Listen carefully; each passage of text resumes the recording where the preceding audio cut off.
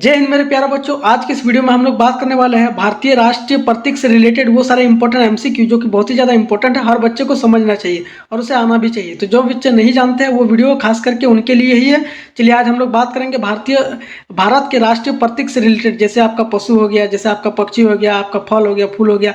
ये सारी चीज़ों का हम बेसिक जो सारे कंसेप्ट होते हैं उनको हम ऑब्जेक्टिव की सहायता से हम लोग आज समझने वाले हैं। तो चलिए एक एक करके देखते हैं। देखिए सबसे पहला इंपॉर्टेंट जो ऑब्जेक्टिव है कि भारत का राष्ट्रीय पशु क्या है, तो आपके पास ऑप्शन है शेर, बी बाघ, सी हाथी, डी घोड़ा। तो मेरे भाई क्या बोला, राष्ट्रीय पशु क्या है? तो मेरे भाई राइट आंसर क्या होगा? एक का यहाँ पर हो जाएगा आपका बी बाघ होगा। बाघ क्या होगा दोस्तों? ये राष्ट्रीय पशु माना गया है। लेकिन याद रखिएगा जंगल का शेर होता है हमेशा, जंगल का राजा होता है वो हमेशा शेर होता है। लेकिन बाघ को क्या कहा गया है? राष्ट्रीय पशु कहा गया है, राष्ट्रीय पशु। क्वेश्चन नंबर 2 देखिए, यहाँ पर कहा गया कि भारत का राष्ट्रीय पक्षी क्या है? तोता, बी कबूतर, सी मोर या डी कौवा। तो भारत का राष्ट्रीय जो पक्षी है मेरे भाई वो है आपका 2 का सी हो जाएगा यहाँ पर मोर। मोर एक ऐसा पक्षी है जो कि पूरे भारत का राष्ट्रीय एक पक्षी मानी जाती है, जो कि सभी लोगों को पसंद आता है। यहाँ पर क्वेश्चन नंबर 3 कि भारत का राष्ट्रीय फूल क्या है? तो ऑप्शन ए गुलाब, बी कमल, सी सूरजमुखी, डी चमेली। मेरे भाई राइट आंसर होगा आपका भारत का राष्ट्रीय फूल आपका कहा गया है, तो ऑप्शन नंबर बी हो जाएगा 3 का, यहाँ पर कमल फूल हो जाएगा। कमल फूल जो होता है वो पूरे भारत का राष्ट्रीय फूल है, जो कि सभी को पसंद होता है। क्वेश्चन नंबर यहाँ पर 4 है मेरे भाई कि भारत का राष्ट्रीय वृक्ष क्या है? वृक्ष मतलब गाछ, जो पेड़ पौधे होते हैं ना, तो वृक्ष क्या है भारत का राष्ट्रीय वृक्ष जो सबको यहाँ पर अच्छा लगता है और सभी को पसंद है? यहाँ पर क्या ऑप्शन है? नीम, बी बरगद, सी पीपल या फिर डी आम। तो मेरे भाई राइट आंसर होगा 4 का बी बरगद। बरगद का पेड़ जो है पूरे भारत का राष्ट्रीय पेड़ है, वृक्ष है। क्वेश्चन नंबर यहाँ पर देखिए 5, भारत का राष्ट्रीय फल क्या है? तो ऑप्शन है सेब, बी आम, सी केला या डी अंगूर। बोलिए भाई मेरे बच्चों क्या होगा? राइट आंसर क्या होगा? भारत का राष्ट्रीय फल यहाँ पर बोला है तो क्या होगा? भारत का राष्ट्रीय फल हो जाएगा मेरे भाई यहाँ पर 5 का, यहाँ पर बी हो जाएगा आम। क्यों कहा गया है भारत का राष्ट्रीय फल इन्हें? क्योंकि आम सभी जगह उपलब्ध होता है और सबको पसंद आता है और आसानी से मिल जाता है ये पेड़ों में, तो सभी जगह पाया जाता है। ऑलमोस्ट भारत के सभी राज्यों में पाया जाता है। आम सबको पसंद होता है, जो कि स्वाद भी होता है और सस्ते में मिल जाता है, हर पेड़ में मिल जाता है, तो ये इसे भारत का राष्ट्रीय फल कहा गया है। बहुत लोग खाते हैं। क्वेश्चन नंबर 6 देखिए कि भारत का राष्ट्रीय खेल, भारत का राष्ट्रीय खेल जो है वो परंपरागत रूप से माना जाता है। भारत का राष्ट्रीय खेल क्या है जो कि परंपरागत रूप से माना जाता है? ऑप्शन है cricket, B football, C hockey या डी कबड्डी। तो मेरे भाई 6 का सी हो जाएगा हॉकी। यहाँ पर परंपरागत रूप से माना गया है लेकिन राष्ट्रीय खेल घोषित नहीं हुआ है, ये चीज याद रखिएगा। ऑप्शन क्वेश्चन नंबर ये कभी कभी पूछता है या बड़े कॉलेजों में पूछता है कि भारत का राष्ट्रीय खेल क्या है, लास्ट में दे देता है कि इनमें से कोई नहीं। तो इनमें से कोई नहीं मारिएगा, लेकिन अगर बोलेगा परंपरागत यहाँ पर माना जाता है तो आप हॉकी मारिएगा। क्वेश्चन नंबर 7 देखिए कि भारत का राष्ट्रीय जलीय जीव क्या है? भारत का जो राष्ट्रीय जलीय जीव क्या है, जल में पाए जाने वाले जीव वो क्या है? शार्क या फिर डॉल्फिन या फिर सी व्हेल या फिर डी कछुआ। तो मेरे भाई 7 का बी हो जाएगा यहाँ पर डॉल्फिन। क्या होगा? डॉल्फिन होगा। क्वेश्चन नंबर 8 देखिए, यहाँ पर क्या कहा गया कि भारत का राष्ट्रीय ध्वज किस रंग का नहीं होता है? तो भारत का जो राष्ट्रीय ध्वज होता है वो किस रंग का नहीं होता है? ऑप्शन है केसरिया, बी सफेद, सी हरा या फिर डी नीला। तो 8 का डी हो जाएगा मेरे भाई नीला। तो भारत का राष्ट्रीय ध्वज में ये रंग नहीं होता है नीला, बाकी हरा भी होता है, सफेद भी होता है, केसरिया भी होता है, बाकी नीला जो होता है वो नहीं होता है। तो राइट आंसर यहाँ पर क्या हो जाएगा? ऑप्शन नंबर डी हो जाएगा यहाँ पर नीला। क्वेश्चन नंबर यहाँ पर देखिए 9 देखिए कि भारत का राष्ट्रीय गीत कौन सा है? भारत का राष्ट्रीय गीत सबको आना चाहिए मेरे भाई। भारत का राष्ट्रीय गीत याद होना हो, लेकिन कोई पूछ दे तो याद होना चाहिए कि क्या होता है। तो 9 का ए होता है वंदे मातरम। वंदे मातरम जो गीत है राष्ट्रीय गीत, जो कि पूरे भारत के राष्ट्रीय गीत माना जाता है। क्वेश्चन नंबर 10 देखिए यहाँ पर कि भारत का राष्ट्रीय गान किसने लिखा? राष्ट्रीय गीत अलग होता है, राष्ट्रीय गान अलग होता है, तो किसने लिखा था राष्ट्रीय गान को? जन गण मन ये गान होता है और वंदे मातरम ये एक राष्ट्रीय गीत होता है।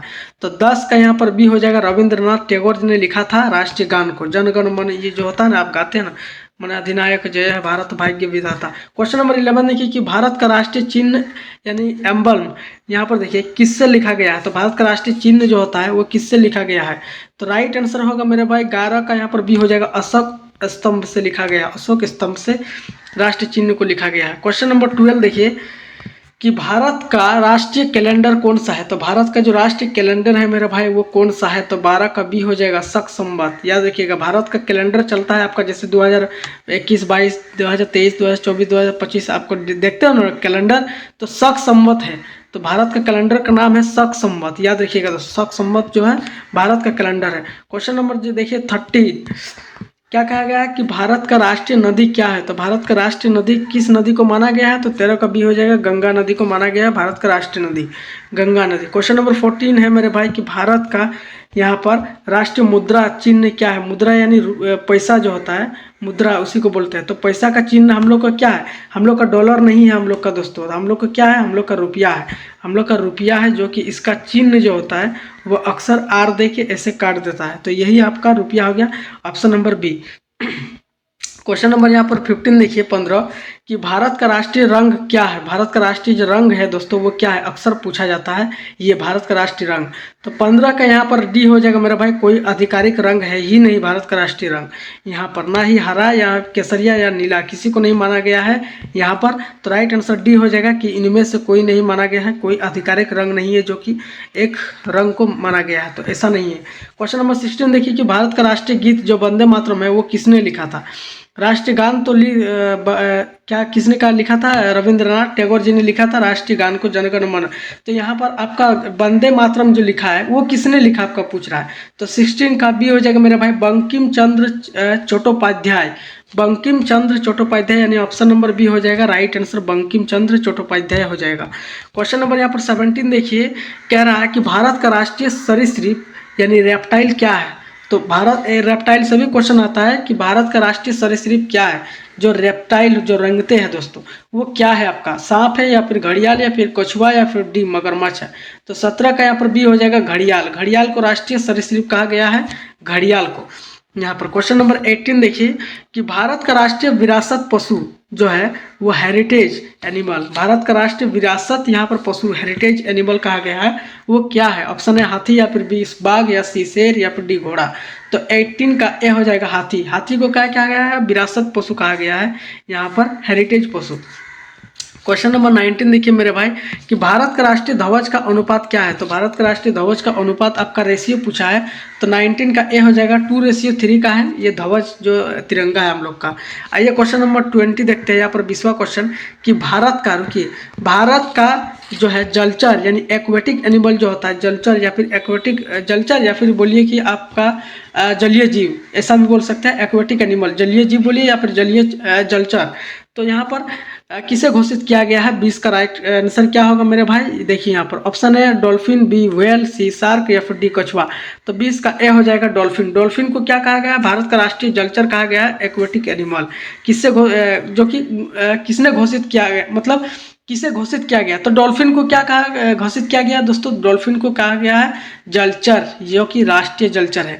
तो डॉल्फिन जो होता है मेरे भाई वो बहुत ही फ्रेंडली होते हैं, ह्यूमन से कनेक्टेड होते हैं यहाँ पर, और इनकी भावनाओं को समझते हैं। उनका भी दिमाग इंसान की तरह ही होता है, यहाँ पर समझते भी हैं वो लोग, इंसान से कई गुना ज़्यादा बुद्धि भी होता है उनका।